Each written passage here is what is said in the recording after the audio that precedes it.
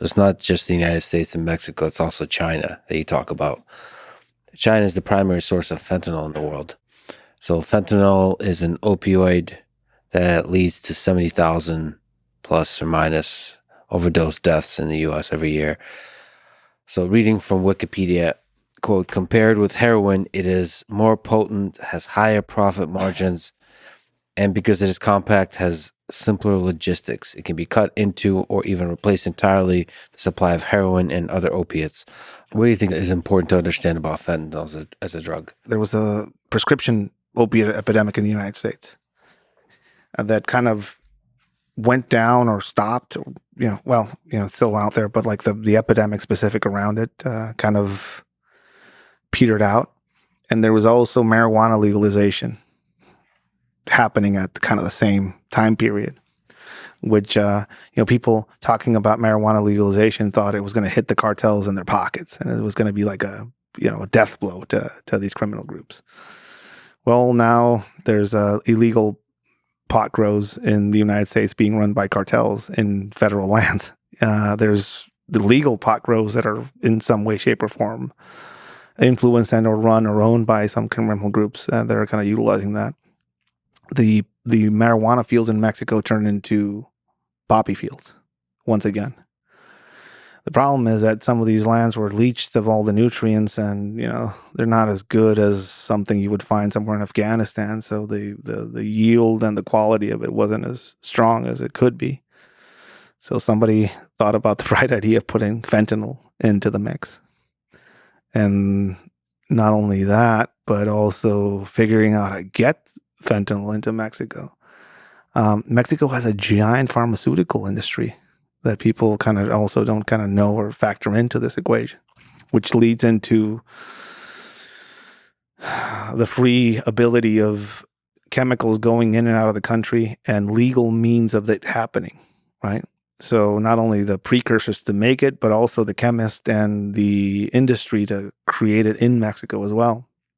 Some clandestine factories of fentanyl have been found in Mexico, but realistically, it's not needed with the ways that the ports and the borders are down in Mexico.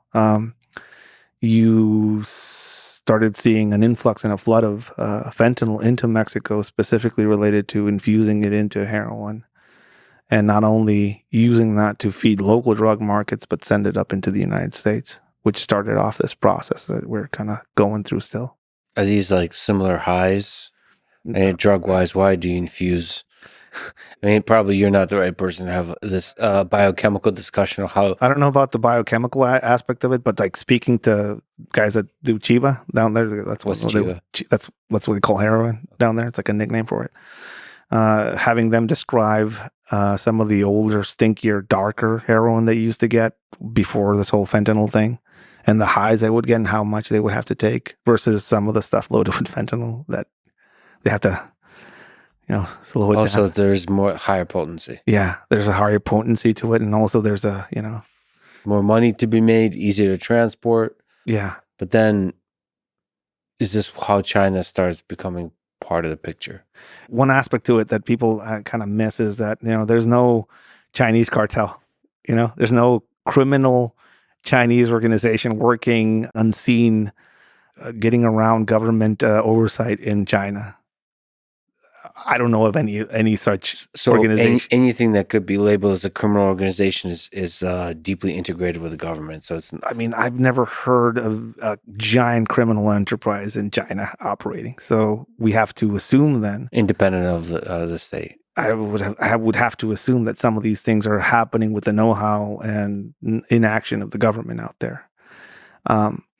When COVID hit, there was a shortage of fentanyl on the northern side of Mexico, specifically related to the Sinaloa cartel. These guys were actually trafficking fentanyl from the U.S. down to Mexico to infuse their product, but not the New Generation cartel, which operates out of the central part of Mexico, the Colima area, which have access to the seaside ports. So even during the shutdown, they were getting supplied, which means to me, at least, or for anybody observing it, that the supply chain was not cut. And whatever was coming out of China was being let out of China by whatever official channels would be able to shut down or stop it. God, I would love to know the organizational structure, the governmental structure of China, how they enable it.